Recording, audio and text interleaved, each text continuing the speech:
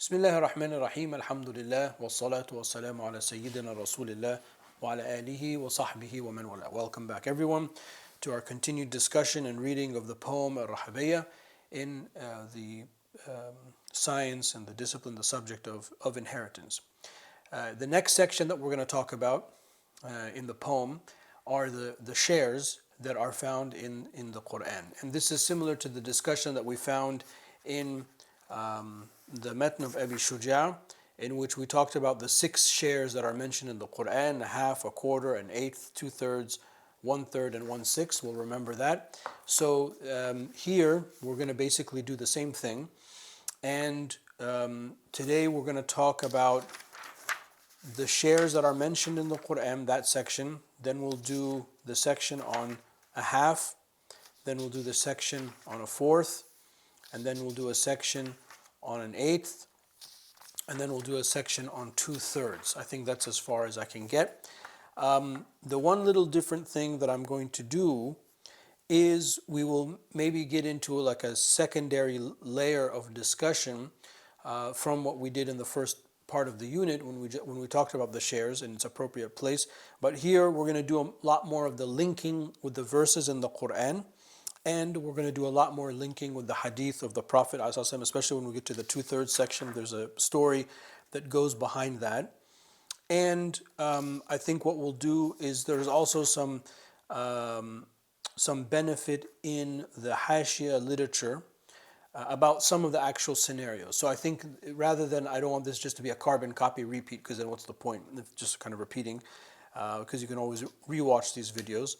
I think I'm just going to try to follow the Hashia that I have in front of me a little bit more closely and try to bring up some of the scenarios and conditions for the people that inherit. So rather than just say, oh, here's a half and here's the people that inherit the half, oftentimes I'm going to say these people can inherit the half if, and then we're going to talk about those kind of scenarios. And most of this is ijma', so there's not a lot of differences of opinion. There's one in the 2/3, there's one shadh, one aberrant difference of opinion that you might find in the literature, a tradition attributed to Ibn Abbas. We will talk about that very briefly, but other than that, it's pretty standard stuff. Anyway, that's the game plan, and I'll see you back here for the beginning of the discussion, inshallah.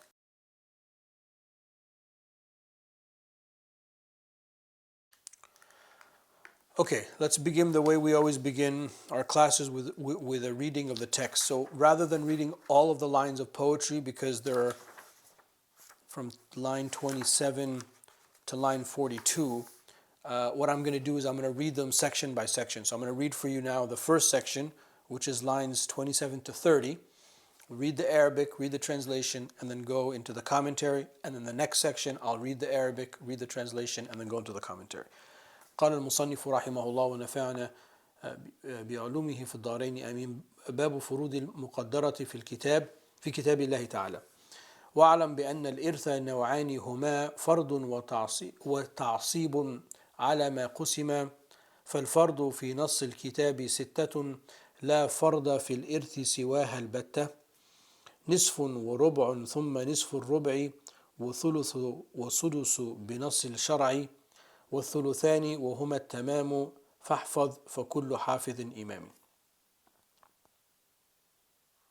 Sorry, line 28, let me read that again. Line 28 is الفرض في نص الكتاب 6 لا فرض في الإرث سواها البتة.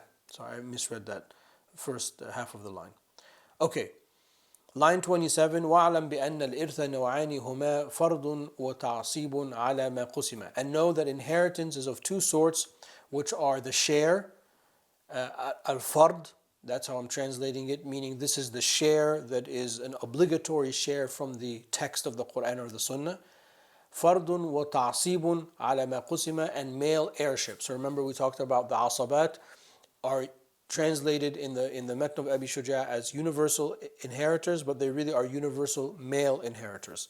So therefore, this line of poetry, وَعْلَمْ بِأَنَّ الْإِرْثَ نَوْعَانِ هُمَا, and know that inheritance is of 2 sorts, فَرْضٌ وَتَعْصِيبٌ, the share and the male heirship of what is distributable.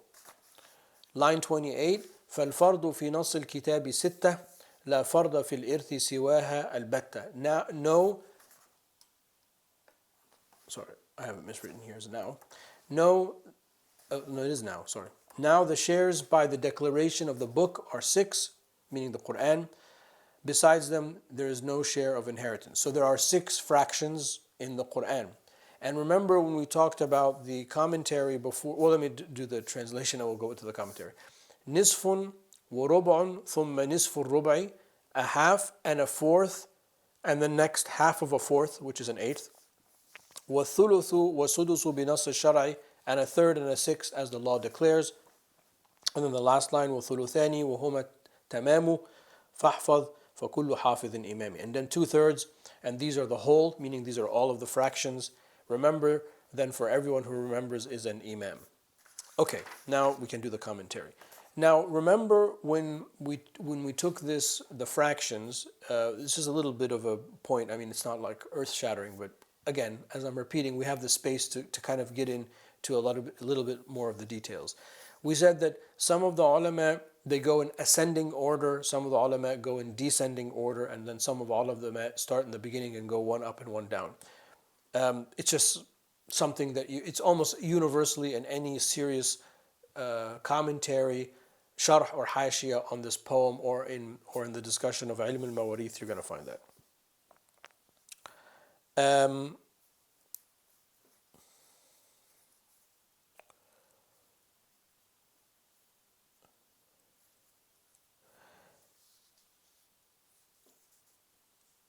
He says in the hashiyah, the inheritance shares in the Quran or in the Quran are 3 types. The first type is something that is known and enumerated and limited. And these are the 6 shares that we mentioned. So those fractions, whoever's going to get those fractions, well, we know who's going to get the fraction, we know how much the fraction is, and they're not going to get more than the fraction. The second type is not enumerated and not hidden.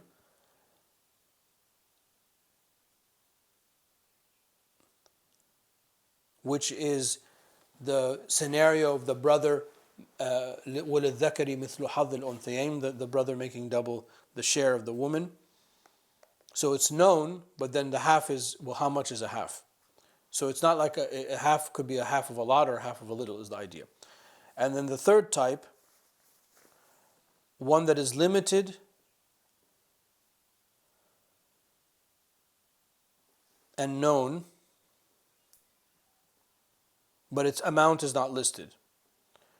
And this is the inheritance of a father with the existence of the mother.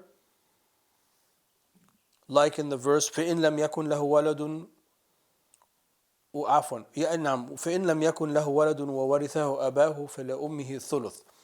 If the son does not have children and his father inherits from him, then his mother gets a third. So the third was enumerated and documented for the mother.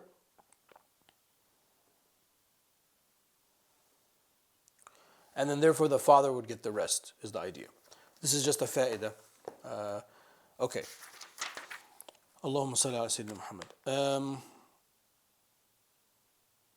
Okay, so let's go back to the beginning of the poem. There are 2 types of inheritance. Okay, there's no third type. Either you're going to get a share, or you have a ta'sib, which is you have the male heirship, because you're part. There is an existence of a universal male inheritor, al-asabat.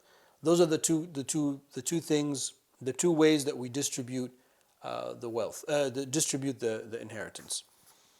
And then we know that the fractions are a half, a fourth, an eighth, a third, a sixth, and 2/3. So these are the fractions that we have in the Quran, and that's what we're going to talk about, like who gets those fractions.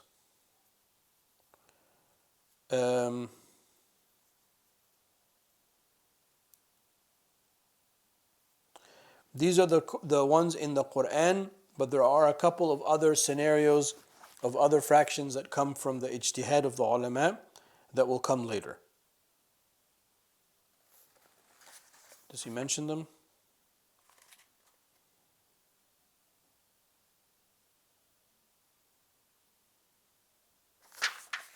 He does, but where did he say that?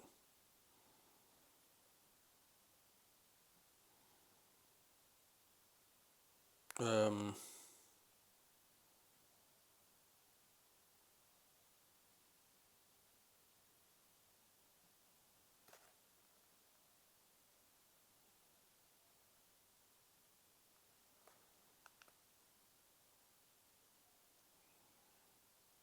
okay, I can't find it at the moment.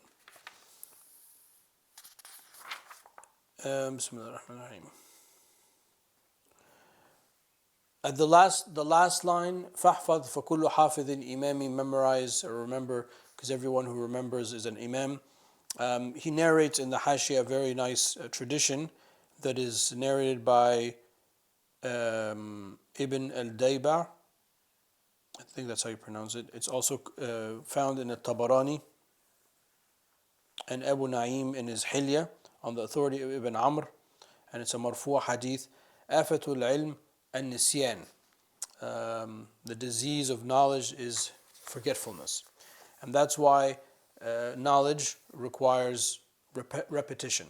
So sometimes, even when we teach, I repeat things. Sometimes I pause because I'm reading something and I want to make sure that I get it right for you. So there are moments of silence. Sometimes people get upset with the moment of silence, but the moment of silence is important because we're trying to do, justice to the topic and whatnot. So when you study something, one should not despair if they don't immediately memorize it or pick it up, but rather one should be committed to the constant review of things.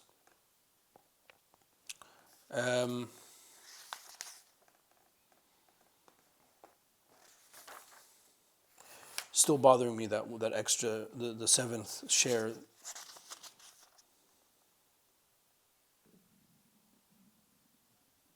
Oh, here it is. لا سابع لها في القرآن. So there is no seventh category in the Quran, but there is a seventh category that in some of the scenarios of inheritance, somebody that will take the rest, the 1/3 that is remaining, and that will come when we come to do the scenarios. Hopefully that will come up. I see that I'm running out of the time, so let us pause here. And then we'll pick up the next section, which is to discuss who gets the 1/2 in the next clip, inshallah.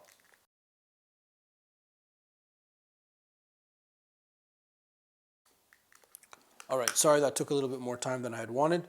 Now we're going to go into the next section, which is 1/2, which is line 31 to 33. So قال المصنف رحمه الله والنصف فرض خمسة أفراد الزوج والأنثى من الأولاد وبنت الابن عند فقد البنت والأخت في مذهب كل مفتي وبعدها الأخت التي من الأب عند انفرادهن من معصب. So he says رحمه الله والنصف فرض خمسة أفراد. A half, the share of a half, is for 5 persons. الزوج والأنثى من الأولاد, the husband and the female child. Next line. وبنت الابن عند فقد البنت, and the daughter of a son when there are no daughters. والأخت في مذهب كل مفتي, and the full sister by the opinion of every mufti. I mean, sometimes these words are extra so that they can rhyme. And then line 33. وبعدها الأخت التي من الأب, and after her the sister who has the same father. عند انفرادهن عن معصب, this is when they stand alone without a male heir. Okay, so here we're talking about, we're going to comment on this. Here we're talking about the half fraction. Okay? So the husband inherits a half when there is no son or son's son. This is on the woman's side. Right? So if a man is married to a woman and she has children from a previous marriage, and she doesn't, وإن لم يكن لهن ولد ولكن نصف مما تركنا إن لم يكن لهن ولد. So the husband will get a half if there is no son or son, because the son takes the position of the son. And then the daughter, if there's one daughter or a son's daughter. I'm just looking at the commentary just to repeat what's in the line of poetry. And then a full sister or a half sister from the father's side, if there's no full sister.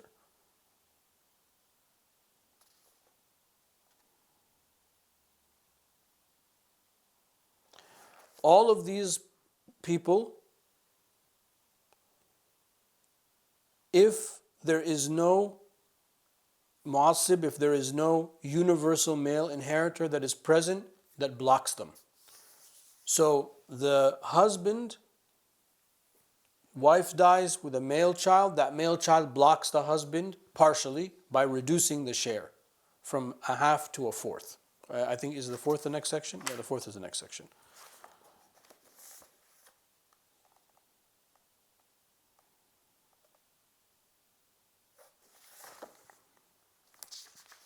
Okay.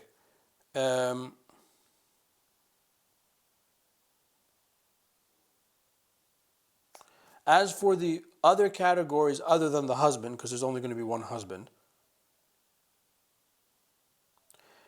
these women only inherit when they're by themselves. If there are more than one woman in those categories, they're going to get 2/3, as we will come to discuss in the 2/3.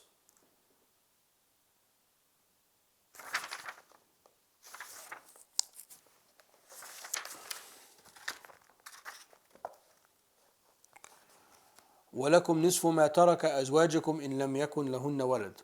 So that's the verse I was looking for. This is in Nisa 12. وَلَكُمْ, to the man, to the husband, نِصْفُ مَا تَرَكَ أَزْوَاجُكُمْ, you get half of what your wives leave, إِنْ لَمْ يَكُنْ لَهُنَّ وَلَدٌ, if there are no children that she leaves behind. وَإِنْ كَانَتْ وَاحِدَةً فَلَهَا النِّصْفُ, if there's one girl, she gets half. This is in also An-Nisa 11. And if a man has a sister, وَلَهُ أُخْتٌ فَلَهَا نِصْفُ مَا تَرَكَ, then she gets half.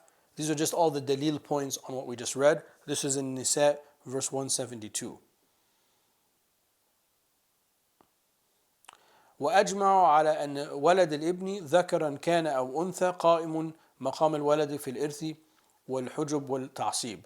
And there's ijma', there's consensus that the son of a son, the child of a son, whether a boy or a girl, takes the place of the son in this inheritance scheme from the point of view of inheritance, blocking, and universal ta'asib.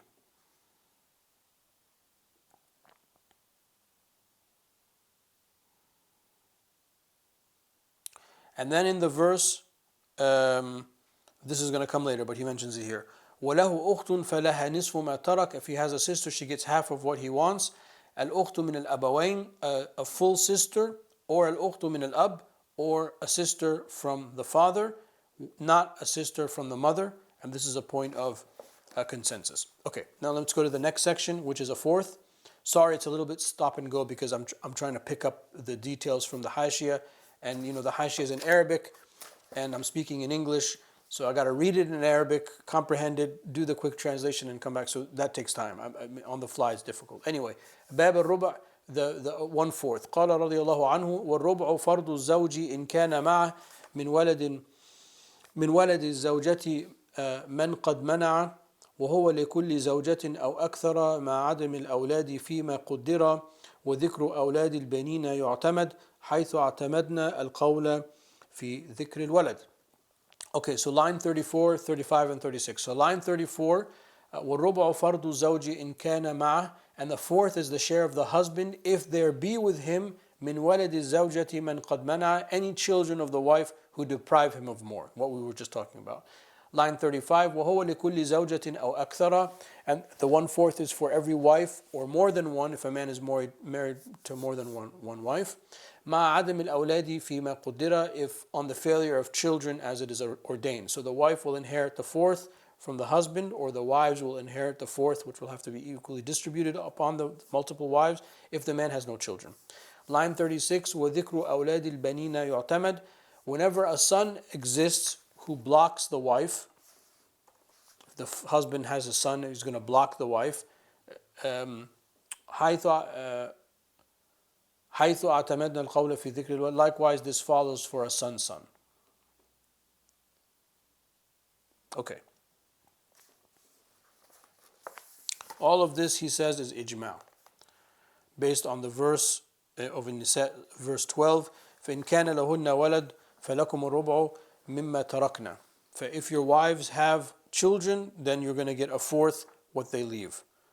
And also the rest of the verse, وَلَهُنَّ الرُّبُعُ مِمَّا تَرَكْتُمْ إِن لَمْ يَكُنْ لَكُمْ وَلَدٌ. And your wives will get a fourth of what you leave behind, what the husbands leave behind, if there are no children.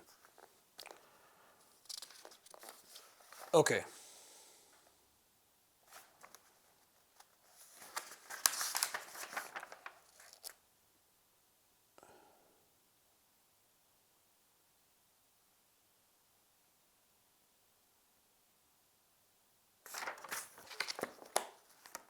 So the man, the last line, whenever a son exists who blocks, I said who blocks the wife, who blocks the husband. Sorry, I mistranslated that. That's why I'm doing it on the fly. وَذِكْرُ أَوْلَادِ الْبَنِينَ يُعْتَمَدْ. Whenever a son exists, or a son's son, so the woman has a son or a grandson, it's going to block the husband. So the line is establishing that whether it's a son or a grandson, the grandson also blocks, as we said before.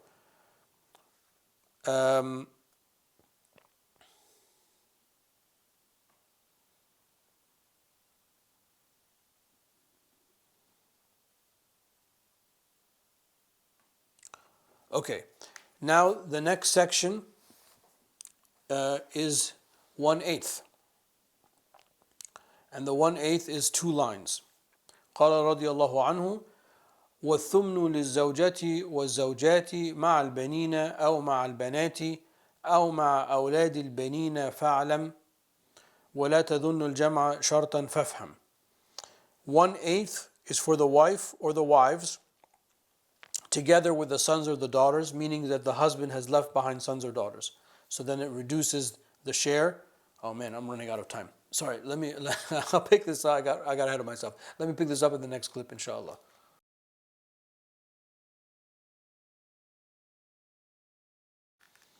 All right, let me backtrack and say باب الثمن, the 8th. قال رضي الله عنه والثمن للزوجة والزوجات مع البنين أو مع البنات أو مع أولاد البنين فاعلمي ولا تظن الجمع شرطا فافهمي. 1/8. So line 37. This chapter only has 2 lines. Line 37. وَالثُّمْنُ لِلزَّوْجَةِ وَالزَّوْجَاتِ. 1/8 is for the wife or wives. So a man, could be married more, 2 wives, 3 wives, 4 wives. مع البنين أو مع البنات, when there are children, sons or daughters of the husband. So when the husband dies and leaves behind children, they are going to block partially the wives and reduce the share from 1/4 to 1/8. The same verse that we've been reading in Surah An-Nisa. And then line 38, أو مع أولاد البنين فاعلم, or with children of sons, learn then ولا تظن الجمع شرطا فافهم, and do not think combining both is a condition. That there have to be sons and daughters. It can just be either sons or daughters, and this is a form of the blocking.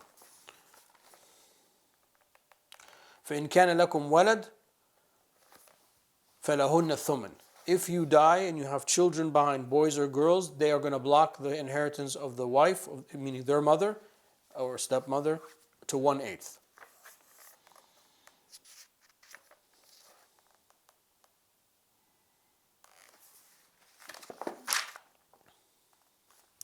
And not having the combination of the children, the last line of that's a point of ijma'.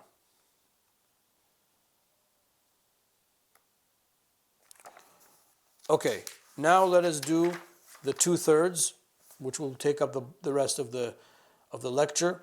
This is from line 39 to 42. قال رضي الله عنه وثلثان للبنات جمع ما زاد عن واحدة فسمع وهو كذاك لبنات الابن فافهم مقالي فهم صافي الذهن وهو للأختين فما يزيد قضى به الأحرار والعبيد هذا إذا كن لأم وأب أو لأب فاعمل بهذا نصبي تصبي.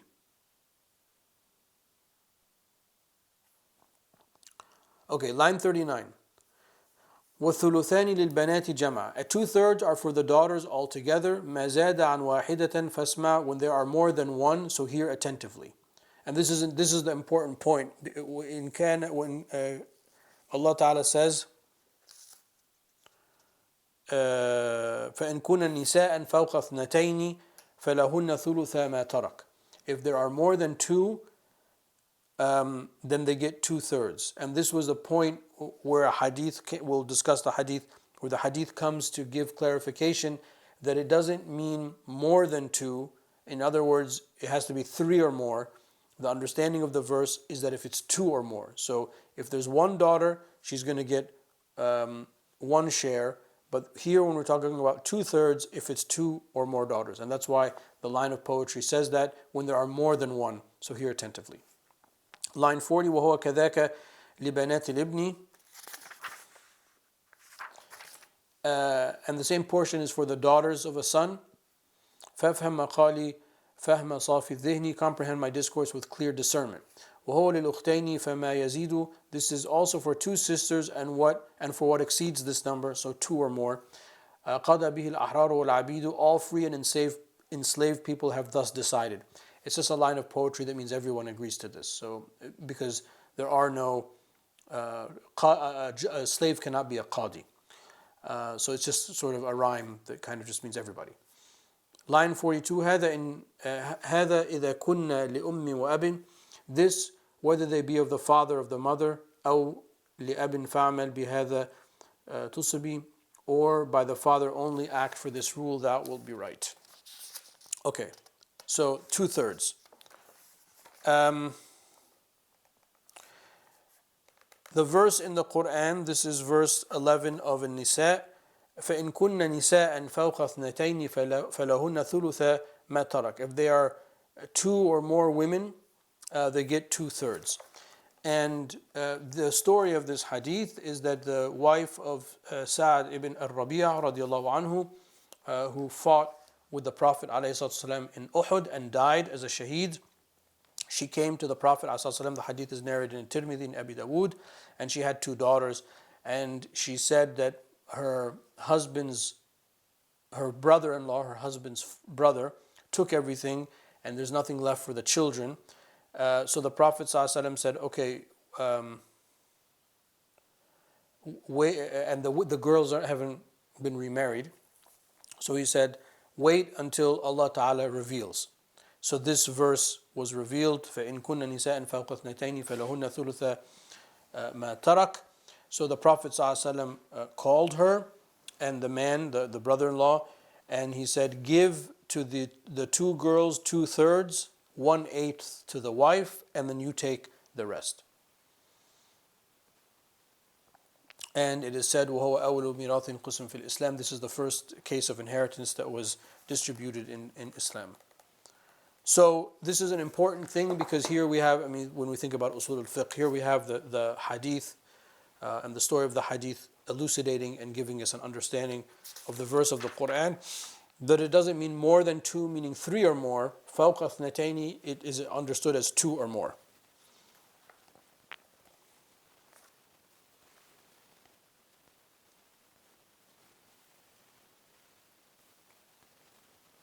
Okay.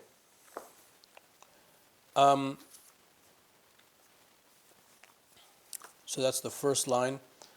And the same portion is for the daughters of a son, whether they be two or more, or the sons or daughters, whether the sons be two or more, the daughters be two or more.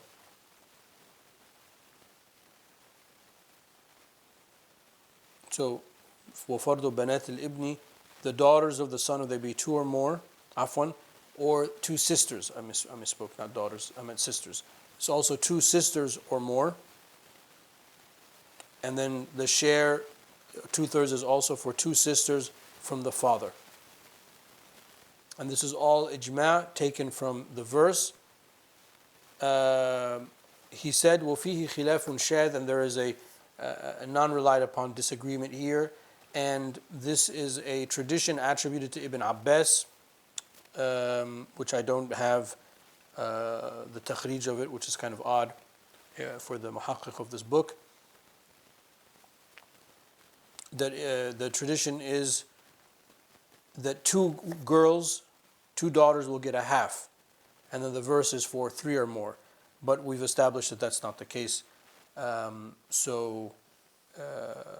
This is a point of ijma', so it's one of those things where we will comment on it, we will mention that it exists in the literature, but we won't act upon it. Al-Bugha, the muhaqqiq, he says perhaps this is what is found in Hashiyat Ibn Abidin. So I didn't have time to go look that up to verify.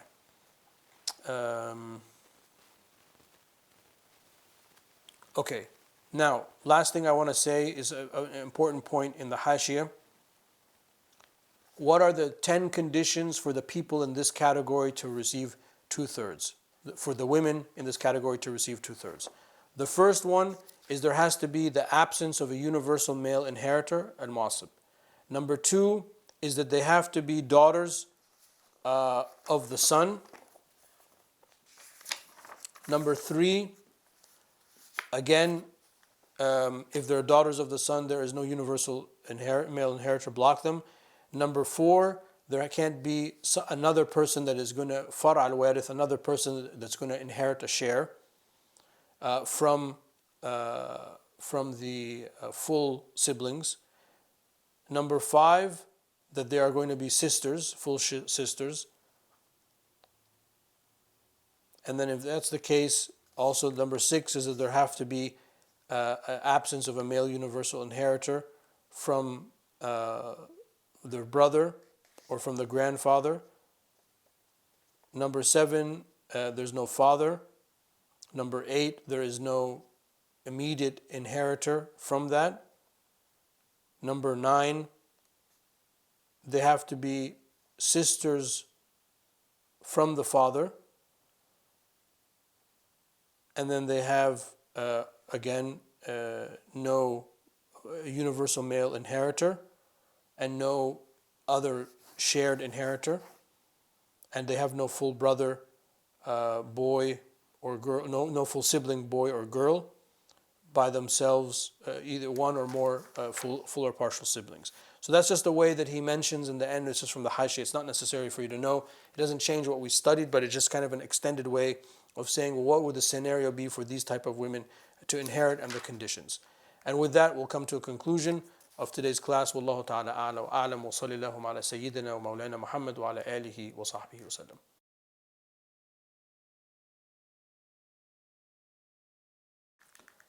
Alhamdulillah, in today's class, we were able to begin the discussion of the shares found in the Quran. We know that from the studying the matn of Abi Shuja' that there were 6 shares, 6 fractions, and we're basically doing the same thing. The only additional thing that I'm trying to give to you guys is more of the linking of the adillah from the Quran and the Sunnah, and in some cases kind of giving you scenarios just so you can start to hear how we take the theoretical idea of the fractions or the inheritance and how we apply it.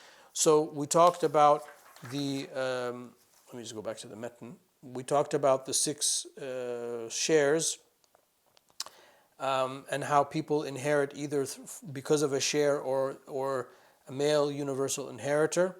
And then we listed the 6 shares that we have. Then we started by talking about the half share. And in the half share, we went through the people that will receive a half. That was pretty standard. And then we did the fourth. And we said also, like with the half, these are by ijma'. And we looked a lot at the verse, Surah An-Nisa, verse 12, in which a lot of the discussion of the fourth revolves around. And then we did the 8th, which is a lot of the people from the fourth that have been blocked, so they got an eighth. So we're using the same verse in Surah An-Nisa, verse 12. And then we ended with 2/3, in which there was a little bit more discussion. We learned the hadith in At-Tirmidhi and Abi Dawood related to the death or the martyrdom of Sa'ad ibn al-Rabi'a radiallahu anhu, who died with fighting with the Prophet ﷺ in Uhud, and he left by two girls.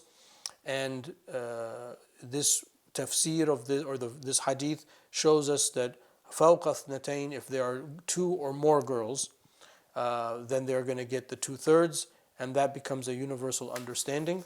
And then at the very end, I hope I didn't confuse anyone, but he has in the Hashiyah here the fa'idah of some of the 10 conditions that the women in this category of 2/3 would inherit. So it's just restating everything that we just said, but restating it in the way that we stated. If it was confusing, don't worry about it. It's not going to impact what you understand. And inshallah, those are the main topics we talked about. Walhamdulillahi Rabbil Alameen. Wa sallallahu ala Sayyidina wa Mawlana Muhammad wa ala alihi wa sahbihi wa sallam.